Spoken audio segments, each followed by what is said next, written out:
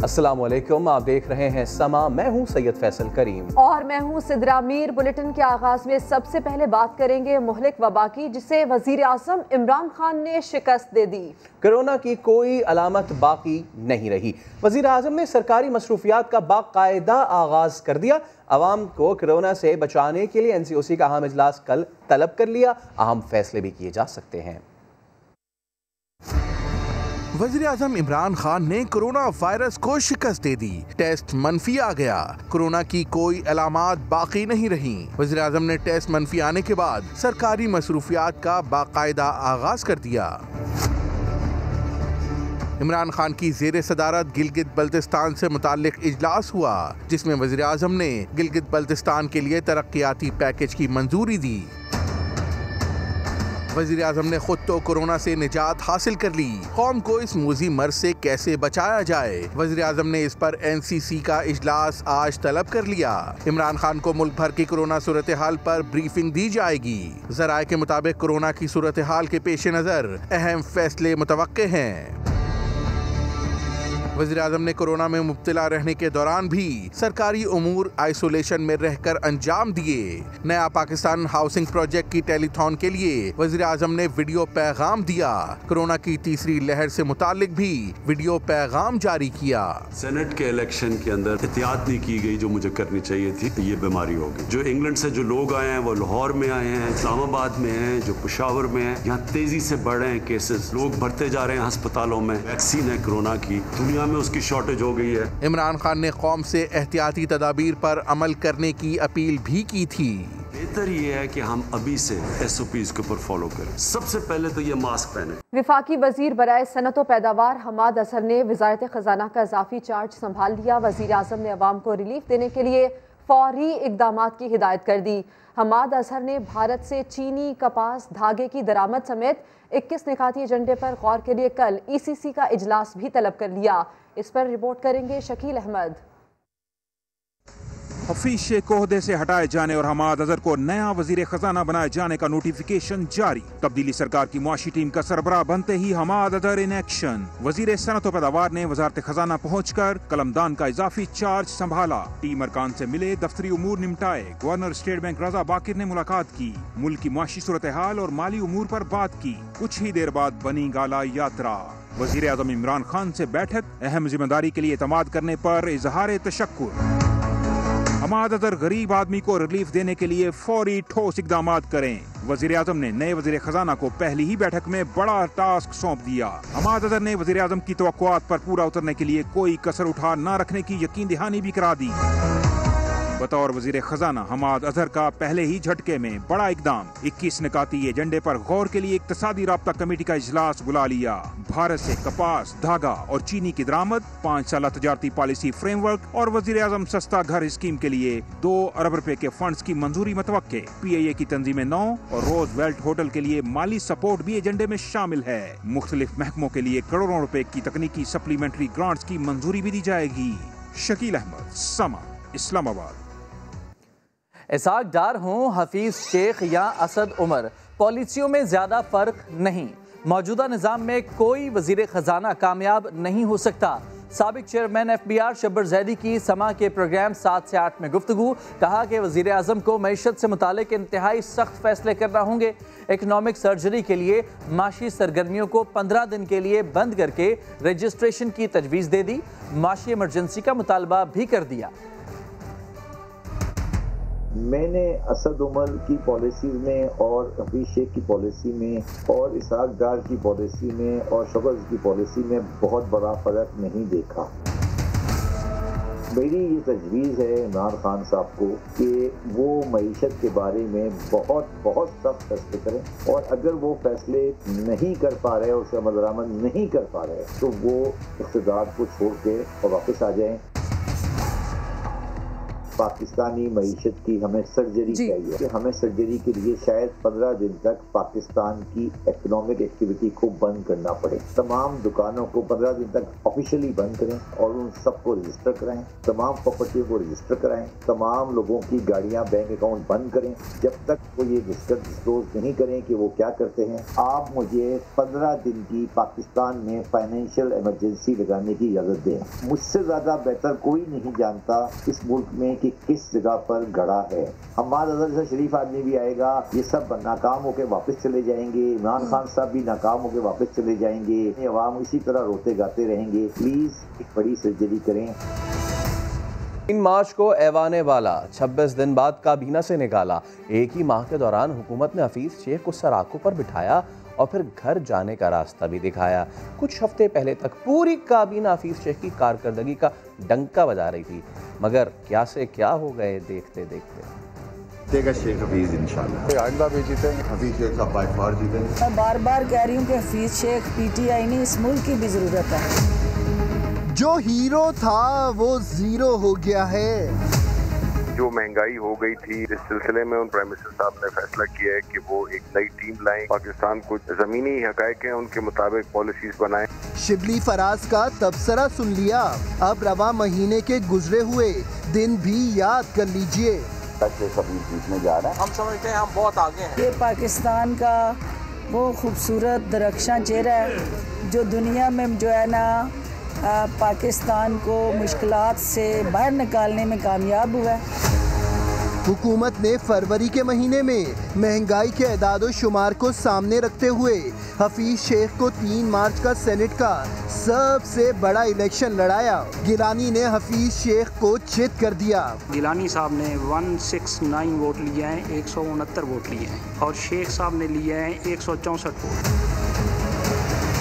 6 मार्च को वजीर आजम ने हफीज शेख से मुलाकात की और उन पर मुकम्मल एतमाद का इजहार किया।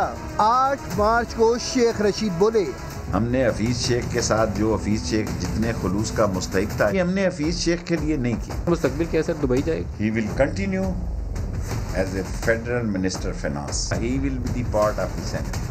मार्च के इस महीने में हफीज शेख कभी खुशी कभी गम की तस्वीर बने नजर आए।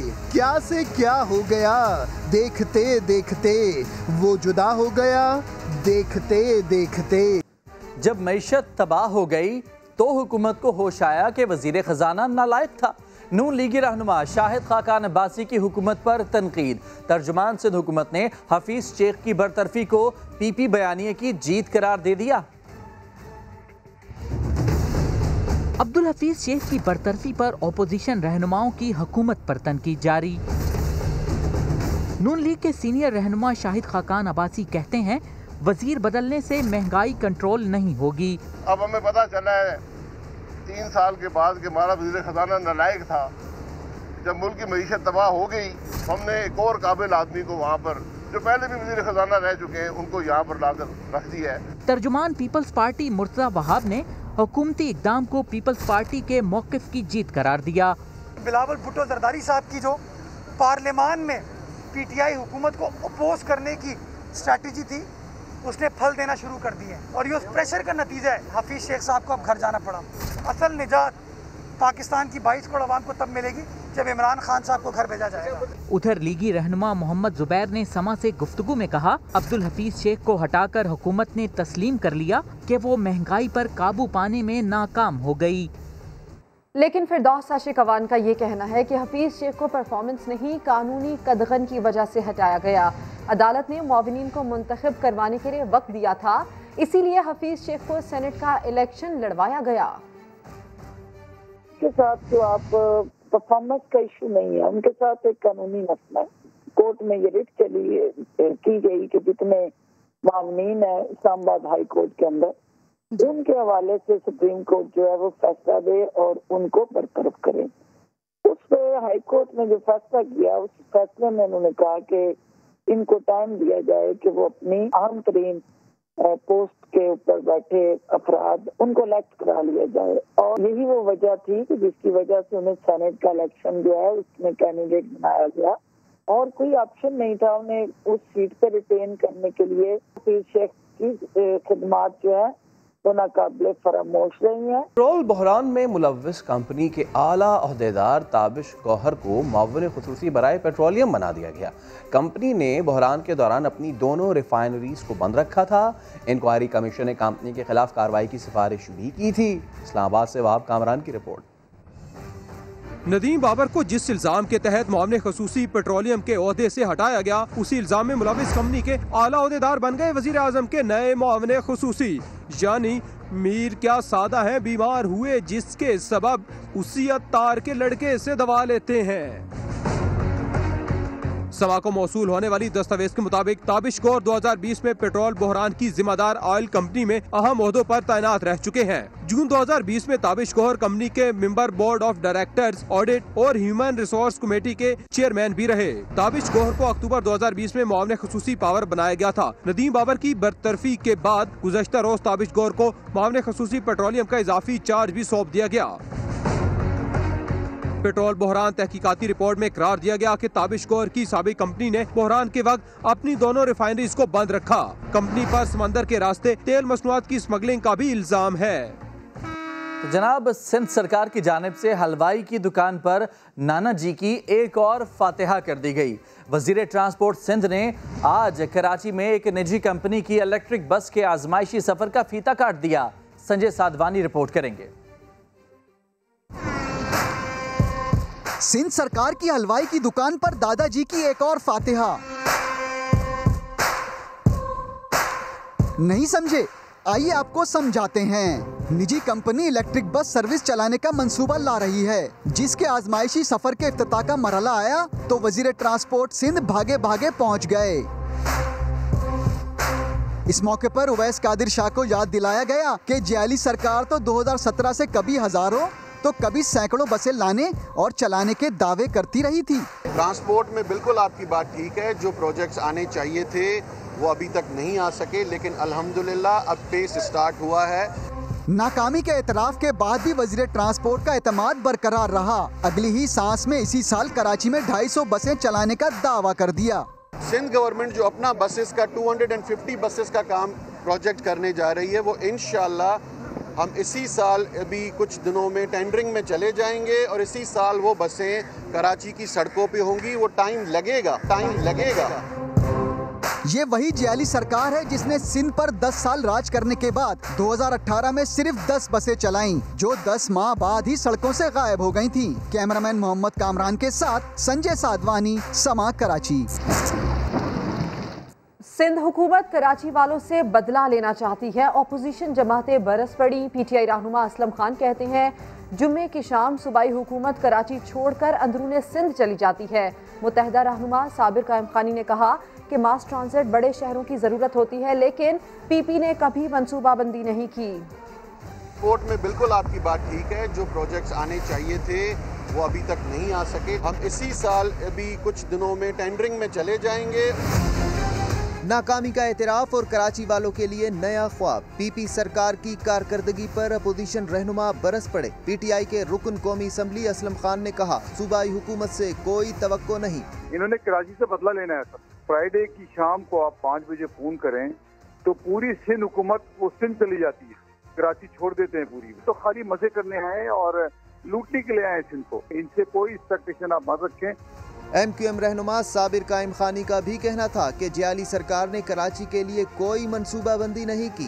सिंध हुकूमत हमेशा से अपनी जिम्मेदारियों से लापरवाह रहती है। मास ट्रांजिट जो होता है वो बड़े शहरों की जरूरत होती है। पाकिस्तान का माशी दारुखिलाफा कराची सिंध हुकूमत की इसी कोटे और लापरवाही का शिकार है। MQM रहनुमा ने मजीद कहा कि शहर कायद को उसका हक देने के लिए विफाक और सिंध हुकूमत मिलकर काम करें ताकि अवाम के मसाइल हल हों। और अब कोरोना वायरस की बात कर लेते हैं, जिसकी तीसरी लहर कहर ढा रही है। वबा का तोड़ है वैक्सीन, लेकिन मुल्क में वैक्सीन लगवाने वालों की तादाद बहुत ही कम है। अब तक कितने लोग रजिस्टर्ड हो चुके हैं और कितनों को वैक्सीन लगी है, देखते हैं इस रिपोर्ट में।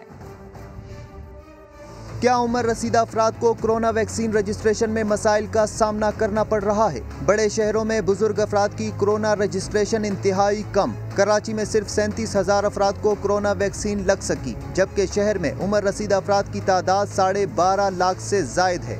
अभी आई ही नहीं है। पाकिस्तान में वजीरों को नहीं लगेगी, फिर हमको लगेगी, नहीं सिविल तो ही लगेगी हमको। हमें तो कोई इतला ही नहीं दे रही है। सुन गवर्नमेंट अपने में पड़ी हुई है। कोई बीमारी कोई चीज नहीं है। इंशाल्लाह अल्लाह को याद करो और जो दुआएं पढ़ो। लाहौर में 12 लाख की आबादी 60 साल से जायद उम्र वाली है, लेकिन यहाँ सिर्फ 85,000 उम्र रसीदा अफराद को वैक्सीन लगी। रजिस्ट्रेशन कहाँ होगी, कैसे होगी? मुल्तान और रावलपिंडी वाले भी ला इल्म। हमने कभी लगवाए ना, हमें पता है रजिस्ट्रेशन कैसे होती है, इसकी कोई पता नहीं है हमें इस चीज़। हमारे पास तो पैसे नहीं है, पैसों को बगैर लगाते लगा लेंगे, नहीं तो आगे चले जाएंगे। पिशावर में 20,000, कोयटा में 795 अफराद को वैक्सीन लगी। इस्लामाबाद में 57,000 अफराद ने रजिस्ट्रेशन करवाई, जिनमें से 16,000 मुअम्मर अफराद को वैक्सीन लगी। अब तक कितने लोग वैक्सीन लगवा चुके हैं? मुआविन खुसूसी डॉक्टर फैसल सुल्तान ने बता दिया। मुल्क भर में 60 साल से ज्यादा के 13 मिलियन लोग हैं, जिसमें से 8 लाख के करीब लोगों ने अपने आप को रजिस्टर करवा लिया है और उसमें से तकरीबन 2.5 लाख लोगों को वैक्सीन की पहली डोज लग चुकी है। डॉक्टर फैसल सुल्तान के मुताबिक रजिस्ट्रेशन के तरीकेकार को मजीद आसान बनाया जा रहा है, ताकि ज्यादा से ज्यादा लोग फायदा उठा सकें। हुकूमती पाबंदियों के बावजूद कोरोना की हलाकत खेजी में तेजी आ गई। 3 माह बाद एक दिन में 100 अफराद जान से गए। 4,084 नए केसेस भी रिपोर्ट हुए हैं। मुल्क में मुस्बत केसेस की शरह 8.82 तक पहुँच गई है। सख्त पाबंदियों और इक़दामात के बावजूद कोरोना बेकाबू। नए केसेस के साथ अब अमवात में भी खौफनाक इजाफा। एक दिन में मुहलिक वायरस 100 अफराद की जाने ले गया। मुसलसल 5वें रोज 4,000 से जायद मस्बत केसेस रिपोर्ट। NCOC के मुताबिक 24 घंटे के दौरान पंजाब में सबसे ज्यादा 73 अमवात हुई। खैबर पख्तूनख्वा में 18, सिंध में 4, इस्लामाबाद 2 और बलूचिस्तान में 1 मरीज दम तोड़ गया। अब तक 14,356 पाकिस्तानी वबा की भेंट चढ़ चुके हैं। गुज़िश्ता रोज मुल्क भर में 46,000 से जायद कोरोना टेस्ट किए गए। 4,084 अफराद में वायरस की तशखीस। फ़आल केसेस की तादाद 48,566 तक पहुँच गई। 3,170 मरीजों की हालत तशवीशनाक करार। मुल्क में कोरोना केसेस की शरह 8.82% रिकॉर्ड। बिगड़ती सूरत हाल पर सरबराह NCOC असद उमर भी सख्त परेशान। सूबों को खत लिखकर SOPs पर सख्ती से अमल दरामद यकीनी बनाने की हिदायत कर दी। वजारत खजाना से छुट्टी होने के अगले ही रोज हफीज शेख का कोरोना टेस्ट पॉजिटिव आ गया। वजीर आजम इमरान खान, सदर मुमलिकत आरिफ अलवी, वजीर दिफा परवेज खटक, असद उमर और शेख रशीद समेत हुकूमत के बड़े बड़े नाम मुहलिक वायरस की जद में आ चुके हैं।